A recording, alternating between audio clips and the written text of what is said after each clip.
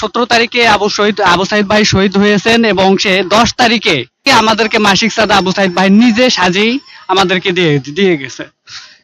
কিন্তু আজকে আবু সাইদ ভাই আমাদের মাঝে নাই। এইমাত্র আমি অবস্থান করছি বীর আবু সাইদ, যিনি প্রথম রংপুরে শহীদ হয়েছেন এবং তার শহীদকে কেন্দ্র করে উত্তাল। আমরা দেখছিলাম যে 1 মাস থেকে যে আন্দোলনটি শুরু হয়েছিল এটি মূলত ছাত্র জনতার ভিতরে ছিল, কিন্তু একটা সময় যখন আমরা দেখলাম যে রংপুরে আবু সাইদ উনি পুলিশের গুলিতে নিহত হওয়ার পরপরে পুরো বাংলাদেশ, পুরো ছাত্র গোষ্ঠী থেকে শুরু করে সাধারণ জনতা এই কোটা আন্দোলনের বিরুদ্ধে দাঁড় হয় এবং একটা পর্যায়ে শেষ পরিণতি সরকার পদত্যাগ পর্যন্ত। রংপুরে বীর শহীদ আবু সাইদ, যিনি বেগম রোকেয়া বিশ্ববিদ্যালয়ের ইংরেজি ডিপার্টমেন্টে, তিনি একজন ভালো এবং মেধাবী শিক্ষার্থী ছিল। আসলে তার এভাবে চলে যাওয়া আমরা কোনোভাবেই মেনে নিতে পারি নাই। তো আমরা এখন আসছি আবু সাইদের বাসায়, বাড়ির ভেতরের দিকে অবস্থান করছি। আমরা এই মুহূর্তে শহীদ আবু সাইদ সংঘের কিছু সদস্যের দেখা পাইছি। আসলে আমরা তাদের কাছ থেকে শুনবো যে তাদের চাওয়া পাওয়া কি এবং তাদের অধিকার আদায়ের যেগুলো লক্ষ্য তারা আসলে সেভাবে তুলে ধরবে, সেগুলো আমরা তাদের কাছ থেকে শুনবো।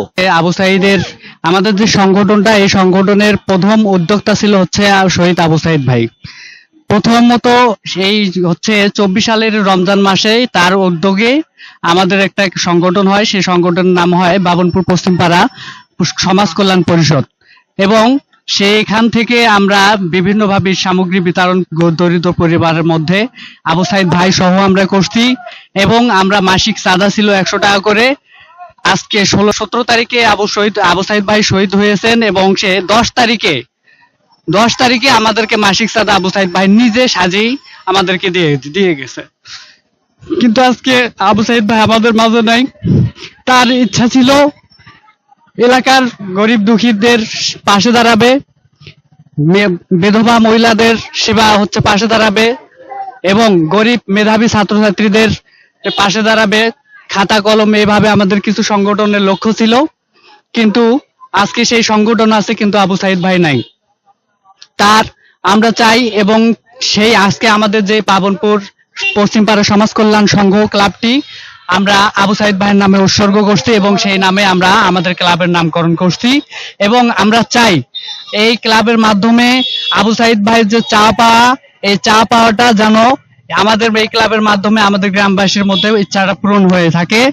আমরা চাই আবু সাইদ ভাইয়ের চা পাওয়াটা যেন পূরণ হোক।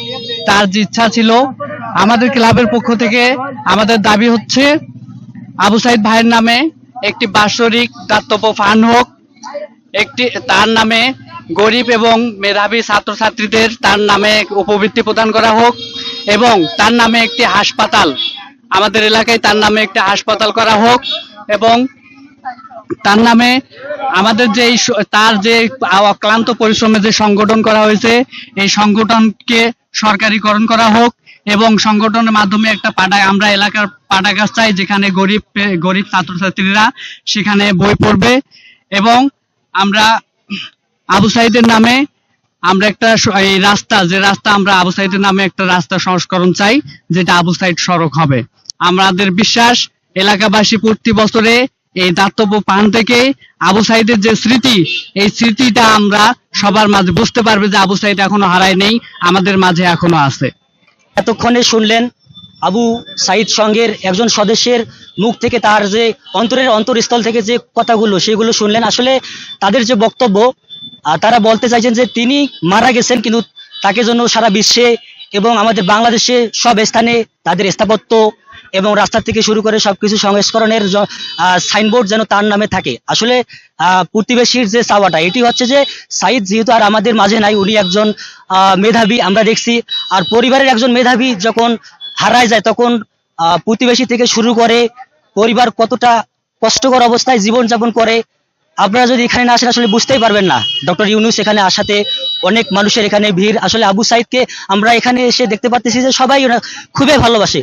তো উনি কোটা আন্দোলনের যে শহীদ হয়েছে এটি সারা বাংলাদেশে প্রতিটি মানুষের হৃদয়ে, প্রতিটি মানুষের অন্তরস্থলে সারা জীবনের জন্য থাকবে। রংপুর থেকে শাহিন, দেশকাল টিভি।